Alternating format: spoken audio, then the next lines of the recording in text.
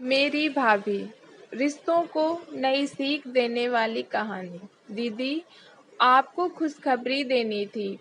आप माँ बनने वाली हैं। रश्मि ने अपनी ननद से कहा। अपनी भाभी के मुंह से ये शब्द सुनकर आश्चर्यचकित सीमा ने पूछा, ये क्या कह रही हो रश्मि? मेरी तो कुछ भी समझ में नहीं आ रहा। तो रश्मि ने जवाब दिया, आपने जो सुना वही कह रही हूँ दीदी। आप माँ बनने वाली हैं। आपके बच्चे को मैं जन्म देने वाली हूँ। अब से 8 महीने बाद आपका बच्चा आपकी गोद में होगा। तुम्हें ये सब करने की कोई जरूरत नहीं है रश्मि। तुम्हारे दोनों बच्चे मेरे ही तो हैं और माताजी की कही बात को इतना सीरियसली लेने की कोई जरूरत नहीं है। तुम्हारे जीजा जी नहीं कर रहे हैं दूसरी शादी और नहीं दे रहे हैं मुझे तलाक। रश्मि की ननद सीमा ने कहा। तो रश्मि बोली, नहीं दीदी, आप इस बच्चे की माँ बनोगी। आपको माँ और मुझे मामी ये बच्चा बोलेगा। मैंने और उन्होंने मिलकर ये फैसला किया है और हमारा ये फैसला मजबूरी नहीं है, हमारी खुशी है। आपके जीवन में हम थोड़ी सी भी खुशी भर पाएं तो अपने आप को बहुत खुशनसीब समझेंगे। दीदी, अब आप कुछ मत कहना प्लीज, मेरा फैसला अडिग है। भाभी रश्मि के मुंह से ये सब सुनकर सीमा के झरझर आंसू बहने लगे और प्यारी भाभी को गले से लगा लिया। रश्मि के पति सीमा के से छोटे थे।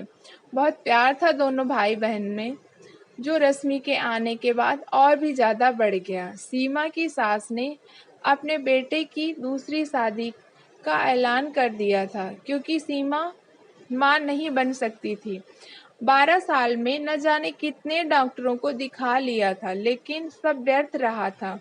अंत में सीमा के पति ने बच्चा गोद लेने के लिए सोचा तो सीमा की सास ने साफ इनकार कर दिया और अपने बेटे को दूसरी शादी के लिए मजबूर करना शुरू कर दिया।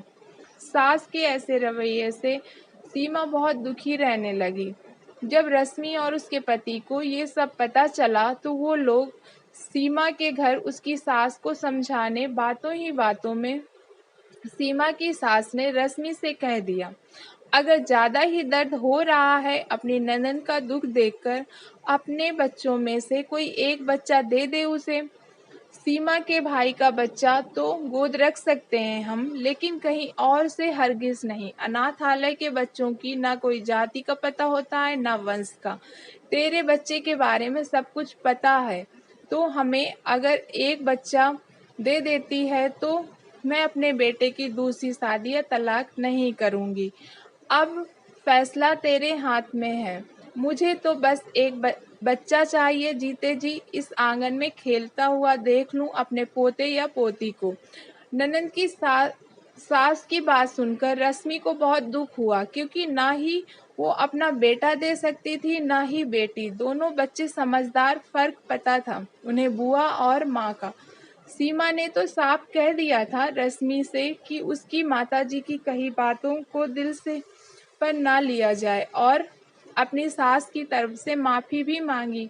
सीमा ने रश्मि वहां से तो चली आई, अपनी ननद को ये एहसास करवाकर उसकी सास की कही बातों पर ध्यान नहीं दिया उसने, लेकिन अपने घर आकर वो कई दिनों तक चैन से नहीं सो पाई। उसके दिमाग में सीमा और उसकी सास का चेहरा ही घूमता रहा। बच्चे की किलकारी सुनने के लिए एक माँ और दादी माँ को अपना बच्चा देने के लिए रश्मि ने फैसला लिया कि वो एक बच्चे को जन्म देगी जो सिर्फ उन लोगों का होगा। उसके इस फैसले से अगर उसकी ननद के परिवार में खुशियां आएगी तो वो ऐसा ही करेगी। 8 महीने बाद रश्मि अपने ननद के ससुराल ही चली गई और उसी घर में उस घर के चिराग एक बेटे को जन्म दिया और सबसे पहले सीमा की सास की गोद में उस बच्चे को दिया। उस बच्चे को देखकर वहां के आंगन में खुशियां ही खुशियां छा गईं। दोस्तों, आशा करती हूँ ये कहानी आपको पसंद आई होगी आपको पसंद आई हो तो प्लीज़ चैनल को लाइक करना और सब्सक्राइब करना।